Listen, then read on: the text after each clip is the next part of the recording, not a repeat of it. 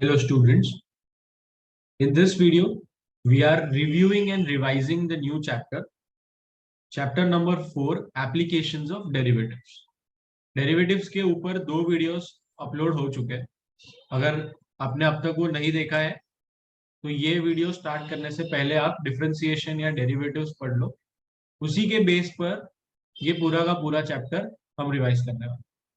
Okay, so starting with derivatives का application हमको geometrical domain के अंदर रह के सीखना है, विच मीन्स कि डेरिवेटिव अगर तुम लेते हो, जैसे हमने थर्ड चैप्टर के रिव्यू में देखा कि अलग अलग फंक्शंस के अलग अलग डेरिवेटिव्स हो सकते हैं, उसके टेक्निक्स क्या क्या है, हायर ऑर्डर डेरिवेटिव क्या है, right.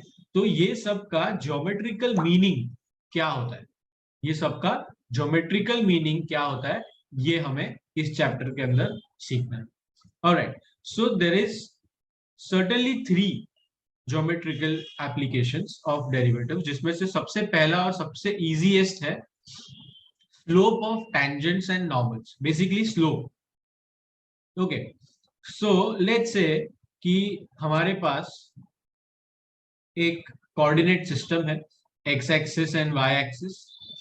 Okay, and we are drawing a curve into, ठीक है, कोई भी एक कर्व हो सकता है, लेट्स से लाइक दिस, और इस कर्व का इक्वेशन है हमारे पास y equals to f of x. Okay, अब यहाँ पे डेरिवेटिव कहाँ काम में आता है. डेरिवेटिव, मान लो कि मुझे एक सिंपल कॉर्ड दे दिया है. Okay, a cord is a line which cuts the curve into 2 points. ठीक है, तो यहां पर मुझे करना क्या है, अगर मैं इस कॉर्ड के स्लोप को देखूं तो ये तुरंत समझ में आएगा कि जो हमने पिछले 10th स्टैंडर्ड 9th स्टैंडर्ड में सीखा था ज्योमेट्री, उससे ये रिलेटेड है कि अगर इसका कोऑर्डिनेट्स है x1, y1 और इसकी कोऑर्डिनेट्स है x2, y2, तो स्लोप बन जाता है m is equals to y2 minus y1 upon x2 minus x1. This is nothing but change in y, and here this denominator is change in x. अब अगर तुम डेरिवेटिव को recall करो तो हम dy अपॉन dx लिखते थे, that is rate of change of y with respect to x. So they are holding the same meaning. Geometry के अंदर जब हम कोऑर्डिनेट सिस्टम पे किसी भी स्ट्रेट लाइन का स्लोप देखते हैं, ठीक है, और डेरिवेटिव में dy by dx देखते हैं, ये दोनों का मीनिंग सेम है. तो तुम y2 minus y1 upon x2 minus x1 करके स्लोप ढूंढो या dy by dx करके स्लोप ढूंढो, दोनों से तुम्हें स्लोप मिल सकता है. बस एक फर्क है, यहां पर जो dy by dx है, ये क्वांटिटी बहुत स्मॉल चेंज के लिए वैलिड है, यानी कि तुम्हारे y का और x का चेंज जो है वो बहुत ही ज्यादा छोटा होना चाहिए, विच मीन्स कि ये दोनों पॉइंट एज गुड एज बहुत ज्यादा करीब होने चाहिए. ये दोनों पॉइंट्स जितने ज्यादा करीब है उतना dy by dx तुमको वैलिड लगेगा स्लोप ढूंढने के लिए.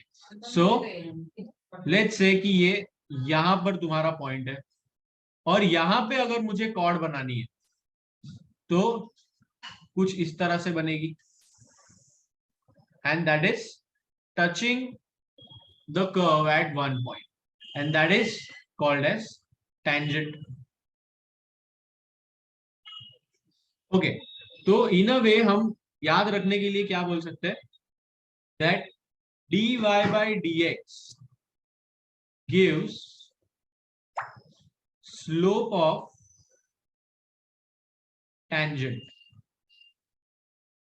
at one point. Of course there is point of contact. ठीक है, जिस पॉइंट पर वो कर्व को टच कर रहा है उसी पॉइंट पर तुम्हें उसका स्लोप मिल सकता है, राइट. क्योंकि ये कर्व है, देखो इसका स्लोप सेम नहीं रहने वाला है. अगर मैंने पॉइंट को चेंज कर दिया तो सामने मुझे क्या होगा, टेंजेंट को भी चेंज करना पड़ेगा, और टेंजेंट को चेंज कर दिया तो ऑफ कोर्स है कि उसका स्लोप भी क्या हो जाएगा, चेंज हो जाएगा, right. So at different points we have different slopes of the tangent. Okay, तो जब तुम लोग को याद रखना है तो क्या याद रखोगे, एक ही चीज, that dy by dx gives the slope of the tangent at one point which is the point of contact, ठीक है, which is the point of contact। Okay, इसके बेस पे एक सम देखते हैं कि ये चीज हमारे हमारे न्यूमेरिकल्स के अंदर कैसे यूज हो सकती है, ये कैसे क्वेश्चंस हमको एग्जाम में आ सकते हैं। लेट्स से उनका क्वेश्चन ऐसा है, find the equation of tangent and normal to the curve at a given point on it. ठीक है, उन्होंने एक इक्वेशन हमको दिया हुआ है और हमसे पूछा है कि इसके पॉइंट पर टेंजेंट और नॉर्मल का इक्वेशन क्या होगा। Okay, given is y is equals to 3x square minus x plus 1 at the point 1, 3। ठीक है, तो यहां पर y is equal to 3x square minus x plus 1 मेरे लिए क्या है, मेरा कर्व है, और उस कर्व पे एक पॉइंट है 1, 3। ठीक है, उसके ऊपर मुझे टेंजेंट बनाना है और नॉर्मल बनाना, ठीक है। ओके, अगर तुम लोग को कोई वेरिफिकेशन करना है, क्रॉस वेरिफिकेशन, तो देख लो कि 1 और 3 तुम्हारे इक्वेशन को सेटिस्फाई कर सकते हैं। y की जगह पर 3 डाल दो और x की जगह पर 1 डाल दो, तो क्या बनता है देखो, दिस इज 3 इंटू 1 का square which is 3 minus 1 plus 1, ये दोनों कट हो जाएंगे and you will get 3 is equal to 3, यानी कि 1, 3 तुम्हारे कर्व के ऊपर ही एक पॉइंट है। ओके, तुम्हारे गवर्नमेंट टेक्स्ट बुक में कहीं पर ऐसा कोई सम अगर आया जिसका आंसर तुमको नहीं मिल रहा है, तो जस्ट एक बार क्रॉस चेक कर लेना कि ये जो पॉइंट है वो उस कर्व के ऊपर है या नहीं है, क्योंकि टेंजेंट और नॉर्मल कर्व को कि ऐसे पॉइंट पे ही बनाया जाता है जो कर्व के ऊपर। ओके, सो सबसे पहले मैं क्या करूंगा, मैं ये करूंगा कि इसको डिफरेंशिएट कर दूं। Okay, so let's say differentiating with respect to x, तो हमको क्या मिल जाएगा, y का derivative with respect to x is dy by dx, 3x square का derivative 3 will be remain as it is, x square का derivative is 2x minus x का derivative is 1 and 1 का derivative is 0, and that gives me 3 into 2 6x minus 1 plus 0, that is 6x minus 1। Okay, तो ये मुझे क्या मिल गया, slope of tangent, slope of tangent. ठीक है, यानी कि हर एक पॉइंट के साथ मेरे x की वैल्यूज चेंज होती जाएगी और उसी के साथ 6x माइनस 1 की वैल्यू भी चेंज होती जाएगी। ओके, और उसी हिसाब से मेरा स्लोप चेंज होगा। मतलब ये है कि अगर मैं बोलूं एट पॉइंट 1, 0 तो मेरा स्लोप ऑफ टेंजेंट क्या बन जाएगा, 6 टाइम्स 1 माइनस 1। अगर मैं बोलूं एट 2, 0 तो मेरा स्लोप हो जाएगा 6 टाइम्स 2 माइनस 1, राइट। तो इस तरह से जो भी तुमको पॉइंट दिया है उसकी वैल्यू डिसाइड करेगी कि टेंजेंट का स्लोप कितना आने वाला है। ओके, तो यहां पर जो हमें पॉइंट दिया हुआ है विच इज 1, 3, उसको अगर हम डालें तो हमें 1, 3 पर टेंजेंट का स्लोप मिल सकता है। तो वी से eight 1, 3 slope of tangent will be equal to 6 times 1 minus 1, that is 6 minus 1 which is 5। ठीक है, अब मुझे स्लोप ऑफ टेंजेंट तो मिल गया।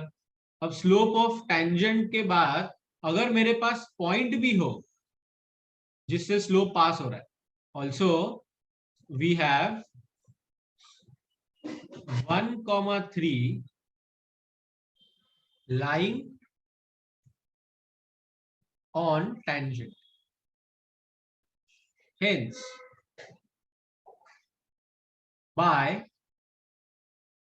slope point form, what do we have? We have y minus y1 is equals to m times x minus x1. ये equation of line का एक technique है जिसे हम बोलते हैं स्लोप पॉइंट फॉर्म. इसे यूज करने के लिए हमको स्लोप का वैल्यू और पॉइंट का वैल्यू पता होना चाहिए. Slope will be substituted as m and points will be x1, y1. तो यहाँ पे मेरे पास दोनों चीज है. पॉइंट मेरा 1,3 है और स्लोप मुझे मिल चुका है 5. सो मैं यहाँ पर क्या डालूंगा? y minus 3 is equals to 5 times x minus 1. अब ब्रैकेट को ओपन करो तो क्या मिलता है?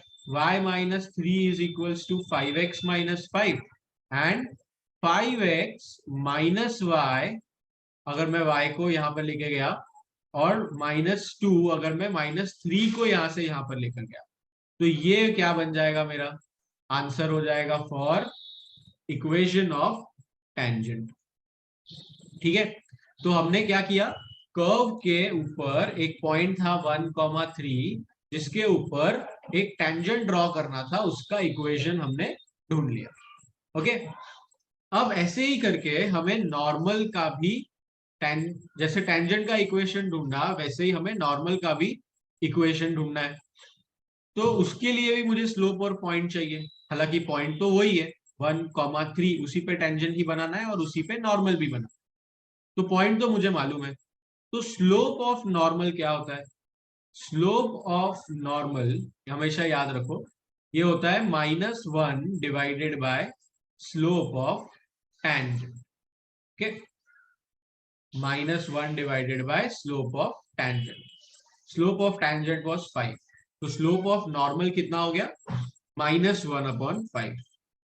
Hence, equation of normal by slope point form क्या हो जाएगा हमारे पास? Again, y minus 3 is equals to slope यानी -1/5 x minus x1 which was 1. इसको सिंप्लीफाई करेंगे तो क्या होगा? 5y minus 15 is equals to minus x plus 1. Therefore, अगर माइनस x को दूसरी साइड लेके जाओ तो क्या मिलेगा? Plus x plus 5y, and -15 minus 1 becomes -16, and that is your answer for equation of normal. ठीक है, तो ये पूरा प्रोसीजर हम किसके लिए करते हैं?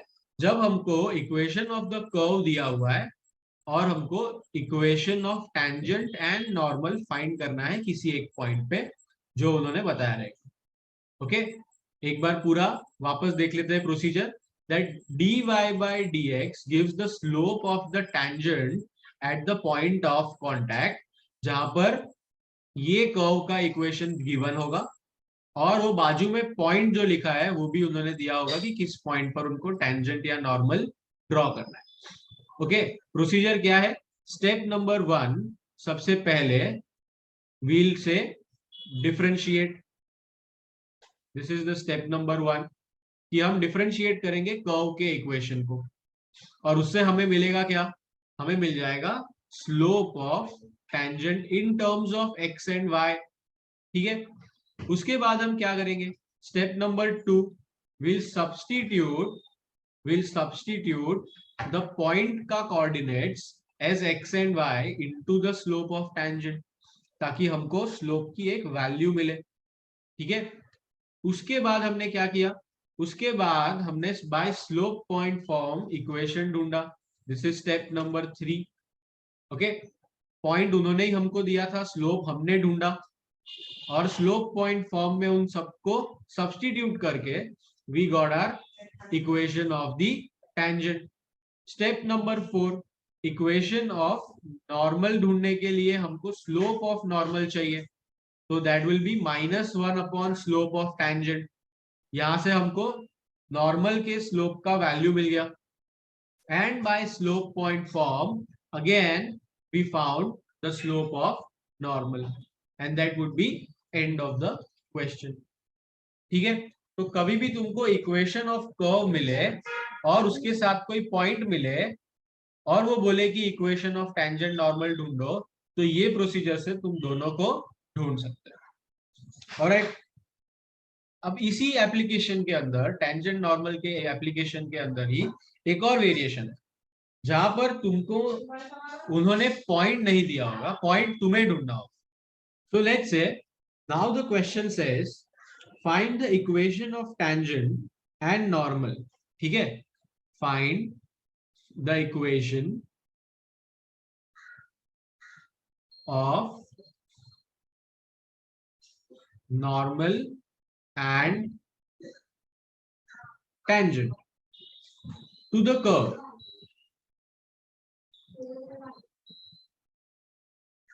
To the curve y is equals to x square plus 5, where the tangent is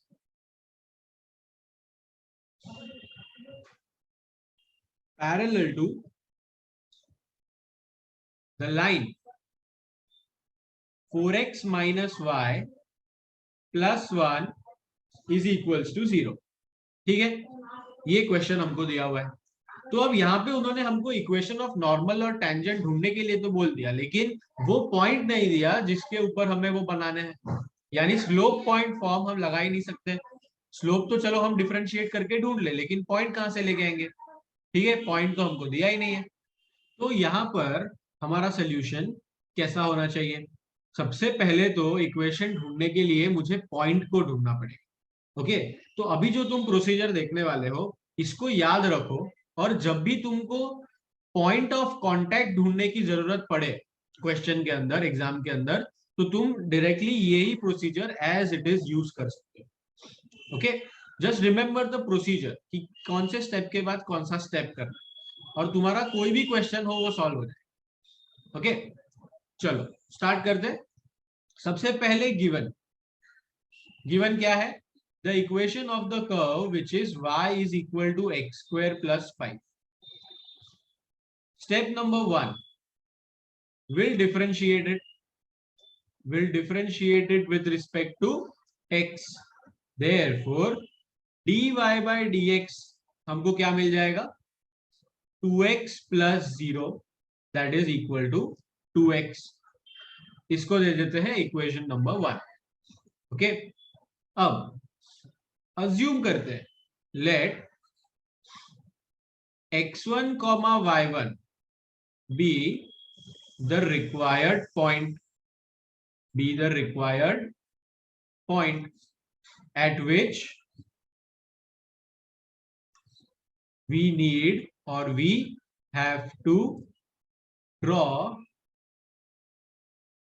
the tangent and normal। Okay, अगर x1 y1 पे मुझे टेंजेंट बनाना हो तो मुझे स्लोप ऑफ टेंजेंट भी उसी पॉइंट पर मिलना चाहिए। So slope of tangent at x1 y1 is equals to, अब देखो क्या करते थे हम, प्रीवियस सम में ही हमने देखा कि जो dy by dx की वैल्यू आई उसमें अगर हम पॉइंट के कोऑर्डिनेट्स को सब्स्टिट्यूट करें तो हमें स्लोप ऑफ टेंजेंट मिलता है उस पॉइंट पे।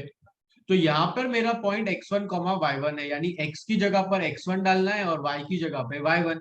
हालांकि y तो है ही नहीं, तो x की जगह पर x1 डाल दो और जो आंसर मिला वो तुम्हारा स्लोप ऑफ टेंजेंट हो जाएगा।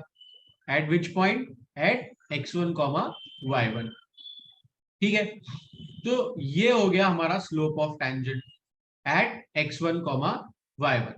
बट हमको क्वेश्चन में दिया हुआ है, क्या दिया हुआ है?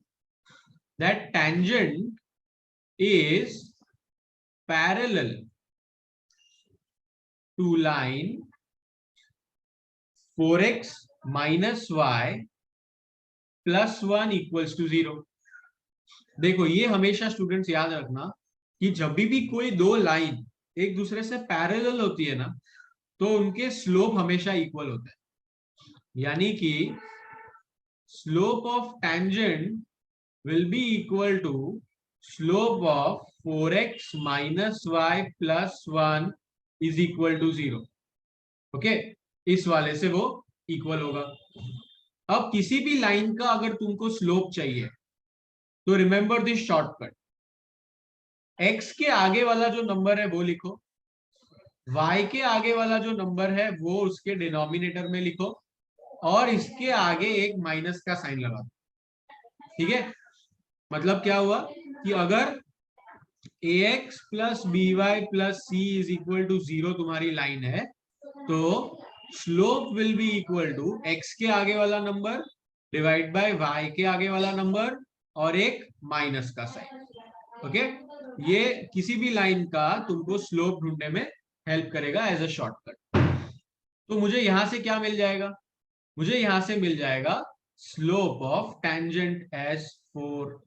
ओके, लेकिन स्लोप ऑफ टेंजेंट तो यहां पर भी है 2 टाइम्स x1, वही टेंजेंट जो मैं ड्रॉ करना चाहता हूं, और ये पैरेलल वाली कंडीशन से मुझे उसी टेंजेंट का स्लोप मिला हुआ है। तो can we say that 2 times x1 has to be equal with 4, right? From which equations? Let's say from equation number 2 and 3. ठीक है, from equation number 2 and 3. Let's say इसको हमने 2 देके रखा है और इसको हमने 3 देके रखा है।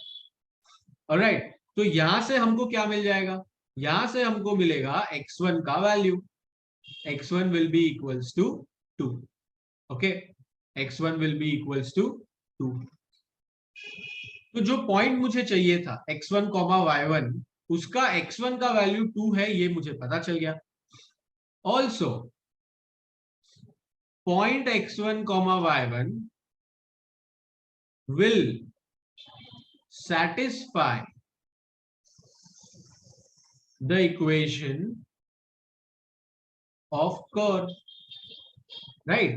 मतलब क्या हो जाएगा हमारे पास, therefore हम y की जगह पर y1 रख सकते हैं और x की जगह पर x1 रख सकते हैं। कहां पे, कर्व के इक्वेशन में, which was y equal to x square plus 5।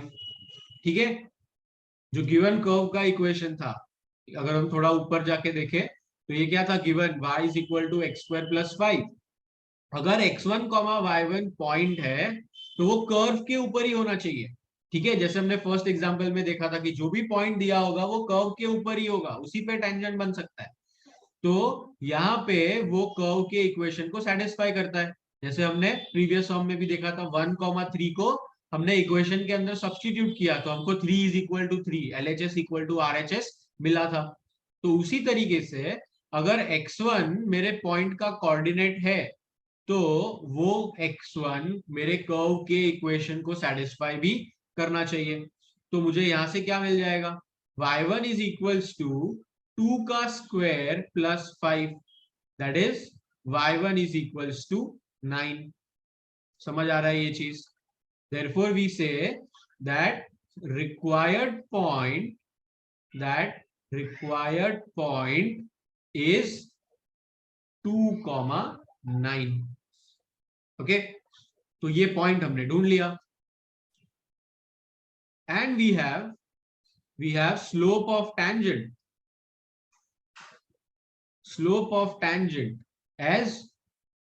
As देखो जरा ऊपर कितना आता है, स्लोप ऑफ टेंजेंट हमको 4 मिल रहा था, राइट, इक्वेशन नंबर 3 से। तो यहां पर slope of tangent is equals to 4 आ जाएगा। And slope of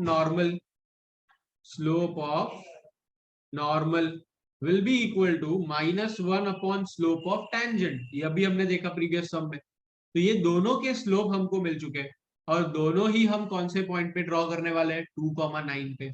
so by slope point form equation of tangent will be कितना होगा, स्लोप पॉइंट फॉर्म याद रख लो, वो होता है हमेशा y minus y1 is equals to m times x minus x1। Therefore y minus y1 की जगह पर क्या रखोगे, जिस पॉइंट पे तुम्हें उसे ड्रॉ करना है उसका y coordinate which is 9 is equals to slope की जगह पर क्या रखोगे, उस टेंजेंट का स्लोप जो था 4 और x1 की जगह पे रखोगे उसकी x1 की value which is 2। Simplify this तो क्या मिल जाएगा हमको, y minus 9 is equals to 4x minus 8। Therefore क्या मिल जाएगा, सिंप्लीफाई करके सबको एक तरफ ले लो तो हो जाएगा 4x minus y plus 9 minus 8 which is plus 1 is equals to 0, and this is your answer number 1, equation of the tangent. And by slope point form again, equation of normal will be, equation of normal will be कितना होगा, again using the same formula, just slope change हो जाएगा, 4 का बन जाएगा -1 upon 4, that is equals to x minus 2। यहां पर तो क्या मिल जाएगा अभी हमको, 4 इक्वल टू के दूसरी साइड आ जाएगा और मल्टीप्लाई हो जाएगा, तो 4y minus 36 is equal to minus x plus 2। Minus x को दूसरी साइड लेके जाओ तो वो प्लस एक्स हो जाएगा, प्लस 4y तो पहले से वहीं पर था, minus 36 minus 2 will become minus 38 is equal to 0, and here is your second answer. Okay, so कभी भी तुमको डेरिवेटिव्स का यूज करके equation of tangent and normal पूछा तो क्या करना है, कर्व का इक्वेशन दिया होगा उन्होंने, पॉइंट भी दे दिया रहेगा उन्होंने, उसके हेल्प से हम स्लोप ऑफ टेंजेंट और स्लोप ऑफ नॉर्मल ढूंढेंगे। पॉइंट उन्होंने पहले से ही दिया है, स्लोप पॉइंट फॉर्म से हम उसका इक्वेशन ढूंढ लेंगे। That was the first variation. Second variation क्या आ गया, सेकेंड वेरिएशन के अंदर हमको उन्होंने दिया होगा कर्व का इक्वेशन। ओके, यहां पर उन्होंने दिया होगा हमको कर्व का इक्वेशन और कोई एक कंडीशन जिससे हम टेंजेंट का स्लोप या फिर नॉर्मल का स्लोप ढूंढ पाए। ऑलराइट, हमने उसको शुरुआत कैसे किया, we started it like step number 1 differentiated, step number 1 differentiated, you will get the slope of tangent in terms of x or y or maybe both। फिर हमने assume किया पॉइंट को, this was step number 2, let the required point be x1 comma y1 and therefore upon substitution slope of tangent 2x से 2x1 हो जाएगा। Okay, फिर question के अंदर गिवन कंडीशन है उसका यूज करो, उसका यूज करते ही तुमको क्या मिल जाएगा, स्लोप ऑफ टेंजेंट या फिर normal according to the given condition. अब अगर उन्होंने स्लोप ऑफ टेंजेंट ही बोला था गिवन कंडीशन में तो वो तुम्हारे सेकेंड इक्वेशन से या स्टेप 2 से इक्वल हो जाएगा, और अगर उन्होंने स्लोप ऑफ नॉर्मल दिया था गिवन कंडीशन में तो वो -1 अपॉन स्लोप ऑफ टेंजेंट से इक्वल हो जाएगा। तो in any of the case तुमको x1 की वैल्यू मिलनी पक्की है स्टेप नंबर 3 के अंदर, और जैसे ही तुम्हें x1 की वैल्यू मिलेगी स्टेप नंबर 3 में तुम्हें उसे सब्स्टिट्यूट करना है गिवन कर्व के इक्वेशन में, that would B step number 4। Okay, और जैसे ही ये स्टेप नंबर 4 पूरा होगा तुम्हारे पास पॉइंट हो जाएगा, तुम्हारे पास टेंजेंट का स्लोप हो जाएगा और नॉर्मल का स्लोप हो जाएगा। Now step number 5 will simply give you the equation of tangent using slope point form, and step number 6 will give you equation of normal again by slope point form। ठीक है, तो बहुत आसान सा procedure है, तुम चाहो तो अभी वीडियो को रिवाइंड करके जो जो स्टेप्स मैंने डिक्टेट किए उसका एक नोट ले सकते हो और उसको याद रख सकते हो कि ऐसा कोई भी सम आया तो ये स्टेप्स फॉलो करते करते तुमको तुम्हारा आंसर्स मिल जाएगा, तुम्हारे इक्वेशंस मिल जाएंगे। Alright, so this was exercise 4.1 from your chapter number 4 application of derivative, और हमने जो सम्स अभी सॉल्व किए हैं वो है क्वेश्चन नंबर 1 का फर्स्ट सब question and question number 2। Okay, इसमें तुम्हारे दोनों वेरिएशंस कवर हो जाते हैं। ऑलराइट, अगला एप्लीकेशन जो है वो इंक्रीजिंग एंड डिक्रीजिंग फंक्शंस के लिए है, जो अगले वीडियो के अंदर तुमको मिल जाएगा। Thank you so much.